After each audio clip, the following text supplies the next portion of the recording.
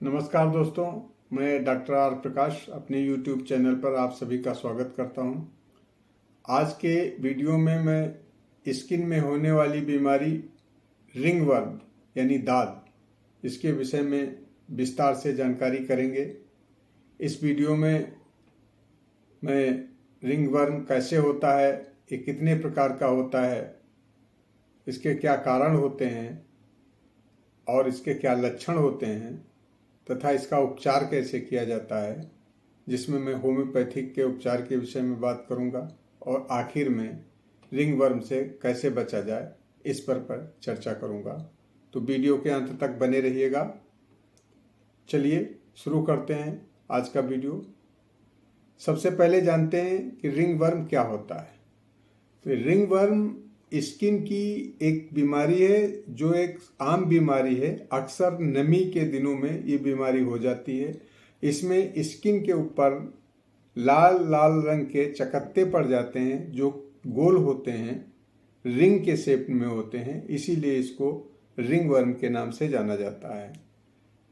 ये सिर्फ जाना ही जाता है रिंगवर्म के नाम से, लेकिन इसमें किसी वर्म का कोई इंटरफेयर नहीं होता है। रिंग के आकार के होते हैं और वर्म कोई नहीं होता है।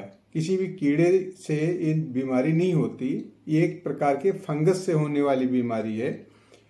फंगस, जिसको हम मेडिकल टर्म में डर्मेटोफाइट्स कहते हैं, उसकी वजह से, उस कारण से ये बीमारी होती है। इसमें गोल गोल चकत्ते पड़ते हैं स्किन पर। उसकी सेंटर की एरिया जो स्मूथ रहती है और किनारे उसके चारों तरफ थोड़ा सा स्किन एलिवेट हो जाती है, उभार आ जाता है। कभी कभी उसमें पानी भी निकलने लगता है। तो इस तरह की जो बीमारी होते हैं, जो पैसेज पड़ जाते हैं ब्राउनिश कलर के, उसको रिंगवर्म कहते हैं। अब हम जानते हैं कि ये कितने प्रकार की होती है। संरचना में अगर हम देखें कि कहाँ कहाँ पर ये डिस्ट्रीब्यूट होती है, इसके डिस्ट्रीब्यूशन अगर देखें, उसके अनुसार इसको 4-5 भागों में बांटा गया है। जैसे अगर ये खोपड़ी यानी स्कल में हो जाती है तो इसको टीनिया कैपिटिस के नाम से जानते हैं। टीनिया वर्ड भी मेडिकल टर्म है जिसको दाद के लिए यानी रिंगवर्म के लिए यूज किया जाता है। तो टीनिया कैपिटिस स्कल में होने वाला इन्फेक्शन है। दूसरा जो ट्रंक में हो जाता है, धड़ में होता है, यानी पेट और पीठ उसमें होता है, टीनिया कार्पोरेसिस कहते हैं। इसके बाद जो ग्रोइन रीजन में यानी जांघों के बीच में जो इन्फेक्शन होता है उसको टीनिया क्रूसिस कहते हैं। और आखिर में पैरों में होने वाला इन्फेक्शन टीनिया पेडिस के नाम से जाना जाता है। तो ये इसके प्रकार थे और इसका कारण डर्मेटोफाइट्स है, एक प्रकार का कवक होता है। अगर हम बात करें इसके लक्षण कैसे होते हैं, तो लक्षण इसके जहाँ जहाँ पर ये डिस्ट्रीब्यूट होता है, जहाँ जहाँ पाया जाता है, शरीर के जिस अंग में पाया जाता है उसमें अलग अलग तरह से लक्षण आते हैं। कुछ तो लक्षण इसके सेम होते हैं, एक जैसे होते हैं, और कुछ में अलग अलग से लक्षण आते हैं। जैसे हम बात करें अगर टीनिया कैपिटिस की, जो कि स्कल में होने वाली इन्फेक्शन है, इसमें पपड़ी पड़ जाती है, बालों में चिपचिपा पदार्थ निकलने लगता है, उसमें पपड़ी पड़ जाती है और रूसी जैसा उसमें से डिस्चार्ज निकलने लगता है, जो कि सूखी रूसी होती है, भूसी की जैसे आकार की। इसी प्रकार से अगर टीनिया कार्पोरेसिस की बात करें, जो धड़ में होता है, उसमें लाल चकत्ते पड़ते हैं। उन लाल चकत्तों में खुजली बहुत तेज की होगी। ये खुजली और जलन एक कॉमन सिम्टम्स है जो सब में होगा। खुजली के साथ साथ लाल रंग के चकत्ते पड़ते हैं तथा उसमें जलन होती है। इसके अलावा अगर हम ग्रोइन रीजन की बात करें, टीनिया क्रूसिस की बात करें, तो ये नमी में होता है और उसमें से चिपचिपा पदार्थ भी निकलने लगता है, पपड़ी पड़ जाती है। इस प्रकार से ये लक्षण पाया जाता है। और अगर टीनिया पेडिस की बात करी जाए तो इसमें पैरों की उंगलियों के नीचे चिपचिपा पदार्थ निकलेगा, उसमें से पानी का रिसाव हो जाएगा, स्किन सफ़ेद हो जाती है, कोमल हो जाती है और खुजली बहुत ही ज़्यादा होती है। तो ये इसके लक्षण होते हैं। ये कारण हमने बताया कि डर्मेटोफाइट्स होता है, जिसकी वजह से एक कवक है, एक प्रकार का होता है। कुछ परिस्थितियां भी ऐसी होती हैं जिनको ये अक्सर हो जाता है। परिस्थितियों में अगर मैं बात करूं तो जो नमी में लोग रहते हैं उनको ज़्यादा हो जाता है। जो लोग किसी इम्यूनिटी जिनकी कम होती है, किसी डिजीज से परेशान होते हैं जैसे डायबिटीज़ वगैरह से, उनको भी ये बीमारी जल्दी से हो जाती है। तो जो लोग नमी में काम करने वाले होते हैं, जैसे पूल एरिया में, स्विमिंग पूल में वर्कर होते हैं, उन लोगों को ये बीमारी ज़्यादा हो जाती है। इसके लक्षणों के बाद में अगर हम बात करें कि इसका ट्रीटमेंट कैसे किया जाता है, तो ट्रीटमेंट में मैं होम्योपैथिक की बात करूंगा। होम्योपैथिक की कुछ मेडिसिन हैं, इनमें से सबसे नंबर 1 की मेडिसिन है, इसको टिल्यूरियम कहते हैं। टिल्यूरियम 30 नंबर की हम यूज करते हैं, 3-3 बूंद सुबह दोपहर शाम। अगर जो पैचेज बने हैं वो कई पैचेज होंगे, गुच्छों में पैचेज होते हैं और उसमें जलन खुजली हो रही होती है, तो इसके लिए, और उसमें से अगर स्मेल आती है, बैड स्मेल आती है, उसके लिए हम लोग टिल्यूरियम का यूज करते हैं।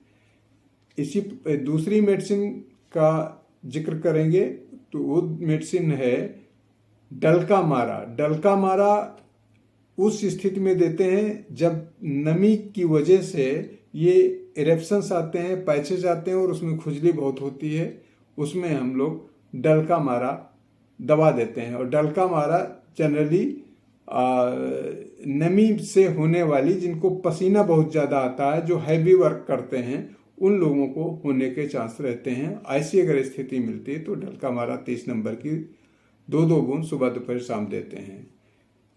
नेक्स्ट मेडिसिन सीपिया देते हैं। सीपिया में गोल चकत्ते पड़ते हैं और ये सिंगल स्ट्रक्चर होता है, नहीं एक ही चकत्ता पड़ता है।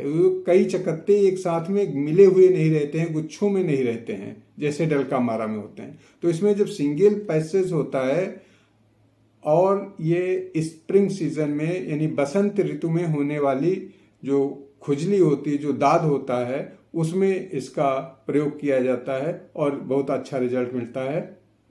पोटेंसी वही 30 नंबर की 3-3 बूंद सुबह दोपहर शाम करके देने से इसमें आराम मिलता है। इसी प्रकार से बालों में यानी खोपड़ी में होने वाली जो टीनिया कैप्टिस होती है, उसके इलाज के लिए मेजेरियम 30 नंबर की सुबह दोपहर शाम 3-3 बूंद देने से आराम मिलता है, जिसमें पपड़ी पड़ती है और नीचे से थोड़ा सा पानी जैसा रिसाव आता, चिपचिपा पदार्थ निकलता है। एक ग्रेफाइटिस दवा भी इसमें हम लोग ज़्यादा देते हैं, जिसमें 30 नंबर की दवा सुबह दोपहर शाम दे करके 3-3 बूंद। जहाँ पर पपड़ी पड़ जाती है, लीजन के ऊपर पपड़ी पड़ जाती है और उसके नीचे लगता है कि पस्ट करेक्शन हो गया है और उसमें से स्टिची डिस्चार्ज निकलता है, तो उसमें, और साथ में पेट की कुछ गैस की प्रॉब्लम रहती है, पेट अपसेट रहता है साथ में, तो उसमें ग्रेफाइटिस बहुत अच्छा काम करती है। तो ये कुछ मेडिसिन थी जो डर्मेटाइटिस यानी कि रिंग वर्म के लिए यूज की जाती हैं और अच्छा उसमें रिजल्ट मिलता है। इन्हीं दवाओं को मैं प्रयोग करता हूँ और रिंग वर्म में काफ़ी कारगर मेडिसिन साबित होती हैं। आखिर में मैं बात करूँगा कि किस तरह से हम इससे बचाव करें, कैसे इससे बचा जा सकता है। तो बचाव में मैं कहना चाहूँगा, जिस पर्सन को हो गया है, रिंगवर्म हो गया है, उसके कांटेक्ट से बचें। जैसे उससे मिलने पर उससे हाथ न मिलाएं। तो इसका, क्योंकि इन्फेक्शन जो है वो 2 ही तरह से फैलता है, डायरेक्ट स्किन टू स्किन, अगर हमने हाथ मिलाया, उस मरीज को छुआ, उस जिस इंसान को था, उससे फैल सकता है, तो ये न करें। दूसरा, उसकी यूज की हुई चीज़ें जैसे कपड़े, तौलिया, कंघी, साबुन इत्यादि, इनका साझा न करें, इनको शेयर न करें, इससे भी इन्फेक्शन फैलता है। इसी प्रकार से ज़्यादा तंग कपड़े न पहने, टाइट कपड़े न पहने, तो कोशिश ये करें लूज और कॉटन के कपड़े पहने, जिससे पर्याप्त मात्रा में स्किन को हवा मिलती रहे और वहाँ पर ड्राई बना रहे, ज़्यादा नमी न रहे। तो स्किन को हमें शुष्क रखना है, यानी ड्राई रखना है, नमी नहीं होने देना है वहाँ पे, और दूसरों के कपड़े यूज़ नहीं करना, शेयर नहीं करना है। साथ ही में हमें अपनी इम्यूनिटी को बरकरार रखना है, ठीक से डाइट लेना है। और अगर किसी को हो गया है, चाहे वो इंसान हो या ये पालतू जानवरों में भी हो जाता है, तो अगर इसको किसी को हो गया, जैसे बिल्ली है, कुत्ता है, उनको अगर हो गया तो उनसे भी दूर रहें, कोशिश करें उनको न छुएं। इस कुछ सावधानियां हैं, इनको बरतने से हम स्किन की रिंगवर्म डिजीज से बहुत हद तक बच सकते हैं। तो आज के वीडियो में दोस्तों इतना ही। अगले वीडियो में फिर मिलेंगे। और हाँ, तब तक आपसे ये गुजारिश करेंगे, रिक्वेस्ट करेंगे कि अगर हमारे चैनल को सब्सक्राइब नहीं किया है तो प्लीज़ उसको सब्सक्राइब ज़रूर कर दें। और यदि ये वीडियो हमारा पसंद आया हो तो इसको लाइक और शेयर ज़रूर करें। तो मिलते हैं दोस्तों नए वीडियो में। तब तक के लिए आप स्वस्थ रहें, प्रसन्न रहें। नमस्कार।